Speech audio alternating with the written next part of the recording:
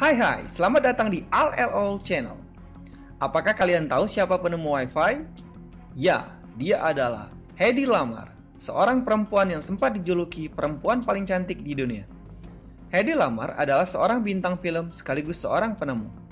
Hedy Lamarr lahir di Wiener, Austria pada tahun 1914 dengan nama asli Hedwig Eva Maria Kistler. Sebagai anak satu-satunya dari Gertrud Kistler dan Emil Kistler, ayahnya lahir di Lemberg, Kekaisaran Austria yang kini dikenal sebagai Ukraina, dari keluarga Yahudi yang berasal dari Galicia. Ayah Lamarr merupakan seorang manajer bank yang sukses. Sementara itu, Emil Kistler merupakan seorang pianis. Emil lahir di Budapest dan berasal dari keluarga kelas atas Yahudi asal Hongaria. Emil kemudian pindah agama menjadi Katolik dan membesarkan anaknya Lamarr, juga sebagai seorang Katolik. Namun Lamarr tidak secara formal dibaptis saat itu. Sejak kecil, Lamarr sudah menunjukkan ketertarikan kepada dunia peran dan sangat terpesona dengan teater dan film. Ketika ia berusia 12 tahun, ia memenangkan kontes kecantikan di Wina. Lamarr membantu ibunya keluar dari Austria ke Amerika Serikat setelah aneksasi Austria oleh Nazi Jerman. Ibunya pun kemudian mendapatkan kewarganegaraan Amerika Serikat dalam petisi untuk naturalisasi yang ia isi. Ia mengisi Ibrani sebagai rasnya untuk sebuah istilah yang sering digunakan di Eropa. Majalah Forbes pernah menulis kisah tentang seorang Lamarr. Ia menikah dengan suami pertamanya pada tahun 1934 ketika Lamarr berusia 19 tahun. Lamarr tidak bahagia ketika ia menikah dengan seorang produsen amunisi yang kaya dan dominan. Lamarr nekat meninggalkan rumah hanya dengan mengendarai sepeda pada saat tengah malam. Dan akhirnya Hedy Lamarr kemudian hijrah ke Amerika Serikat menjelang Perang Dunia Kedua. Singkat cerita, ketika Lamarr di perjalanan ke Amerika, ia menarik perhatian kepala studio MGM, Louis B. Mayer, saat di kapal dari London ke New York. Dia mendapatkan kontrak yang menguntungkannya untuk berakting di film-film Hollywood pada tahun 1937. Setelah itu, ia memiliki akses untuk bersosialisasi dengan tokoh-tokoh seperti John F. Kennedy dan Howard Hughes. Dari mereka, Lamarr mendapatkan peralatan untuk menjalankan eksperimen selama waktu luangnya dalam berakting. Dalam lingkungan ilmiah inilah, Lamarr menemukan panggilan sejatinya. Penemuan mudah bagi saya untuk dilakukan.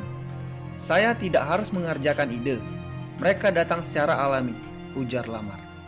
Akan tetapi, dia tidak mendapatkan ketenaran dan kompensasi yang pantas atas ide-ide penemuannya itu. Lamarr adalah salah satu wanita brilian yang selalu diremehkan. Para pria saat itu takut terhadap Lamarr, yang merupakan sosok perempuan cantik sekaligus pintar. Seorang wanita kuat yang seksi, tapi pintar, ini benar-benar menakutkan bagi kebanyakan pria, ujar Ketua Branding Business School di Paris, Dr. Simon Nye. Meski meraih ketenaran internasional sebagai bintang film Hollywood, Lamarr tak puas dengan dunia akting.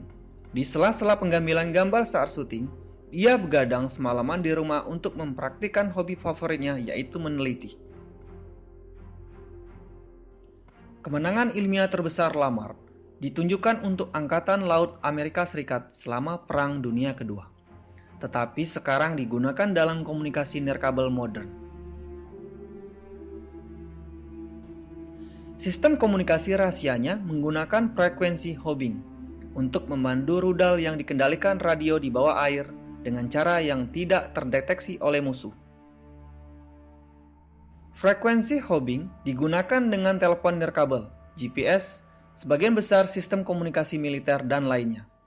Lamarr diam-diam telah menandatangani patennya dengan Angkatan Laut dan berhenti di situ.